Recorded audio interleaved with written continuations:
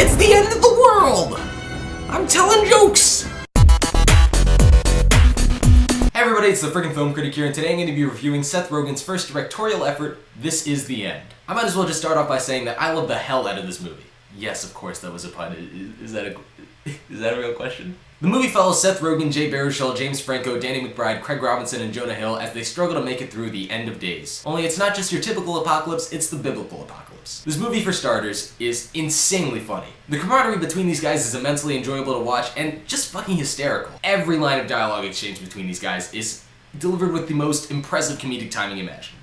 Some of the funnier exchanges were most likely improvised, like there's one that goes on for 3 minutes about ejaculation that quickly escalates into something very graphic. It's amazing. Everyone here is playing a very exaggerated version of themselves. And it's that element of exaggeration that helps this movie work as a satire on Hollywood personalities. The big joke here is that it takes the apocalypse for these guys to realize that they're shitty people. What I found so funny about it was that these guys were embracing every single criticism that we have about them as actors. Danny McBride is playing that asshole that everybody hates, only they acknowledge it, and so that's funny. Jonah Hill and James Franco play pretentious assholes because of their Oscar nominations, and that's funny too. And the best thing about it is that they all play it straight. Their deadpan could not be better. As I already mentioned, this is Seth Rogen's directorial debut, as well as Evan Goldberg's. The two are most famous for writing movies like Superbad and Pineapple Express, and here they're doing something completely different, at least for them. This is the first movie of theirs that is not grounded in reality, and it's incredibly inventive for an apocalypse movie. Just when you think you've seen every single apocalyptic trope, they turn it on its head. This isn't just a great comedy, it's also a survival film in which you anticipate what's going to happen next to these characters. I don't want to say anything else because it's best to go in cold, but I'd like to